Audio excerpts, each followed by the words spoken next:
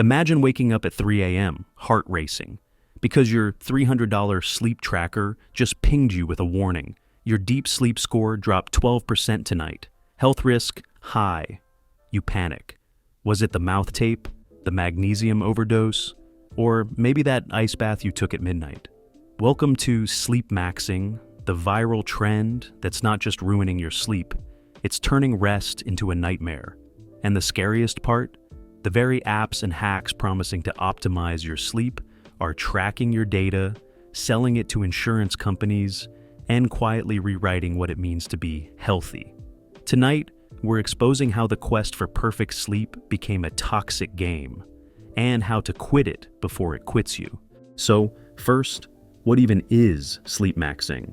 It's this viral trend where people treat sleep like a video game they need to hack. The term comes from internet subcultures like looks maxing, where folks try to maximize their appearance. But instead of jawline exercises, it's all about ice-cold bedrooms, wearable gadgets, and popping magnesium glycinate like candy. Gen Z's obsessed, and I don't blame them. Studies show 63% of them struggle with loneliness and burnout. Sleep maxing? It's their way of fighting back. But here's the irony. Chasing perfect sleep can lead to orthosomnia, a real condition where you get so obsessed with sleep data that you can't sleep at all.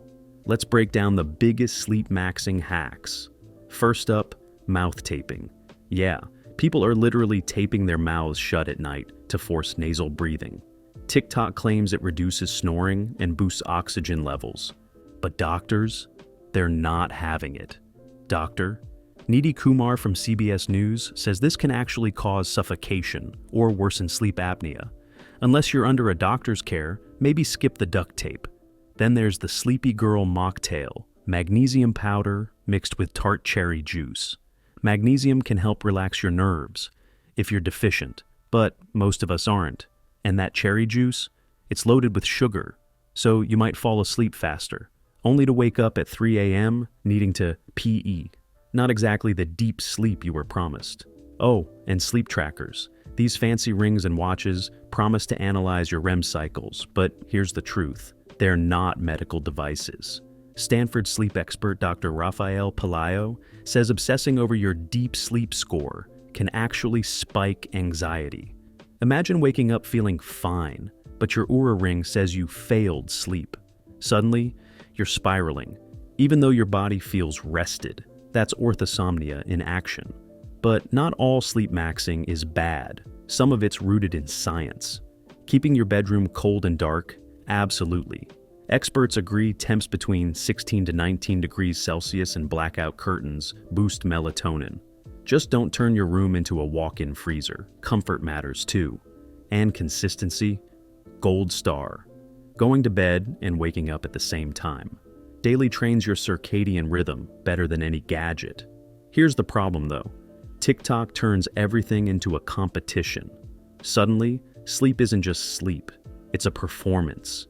You need the weighted blanket, the red light therapy, the $300 sleep tracker. It's consumerism disguised as self-care. And for Gen Z, who are already drowning in optimize your life content, it's a recipe for burnout. I talked to someone who bought every sleep gadget under the sun. She ended up more anxious because her tracker kept telling her she failed at sleep. So what's the fix? Let's get boring. Proven sleep. Hygiene beats viral hacks any day. Try winding down 30 minutes before bed. Read a book, journal, or just don't scroll TikTok. Your brain needs to shift gears and stop demonizing screens entirely. If watching The Office reruns chills you out, go for it. Just lower the brightness. Oh, and rethink that nightcap.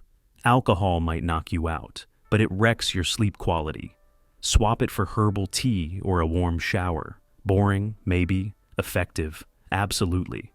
But here's the biggest lesson. Stop chasing perfection. Sleep isn't a report card. If you wake up feeling rested, who cares what your Fitbit says? Your body knows better than an app. And if you're struggling, talk to a doctor, not TikTok. Let's zoom out. Sleep maxing isn't really about sleep. It's about control. Gen Z's dealing with a mental health crisis. They're lonely, stressed, and exhausted. So they hyper-fixate on sleep because it's the one thing that feels manageable. But here's the truth. You can't optimize your way out of systemic problems.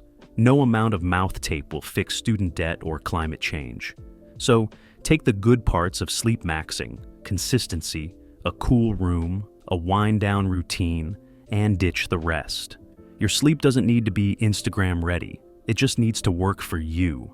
And hey, if all else fails, unplug the gadgets, hide the tape, and just close your eyes.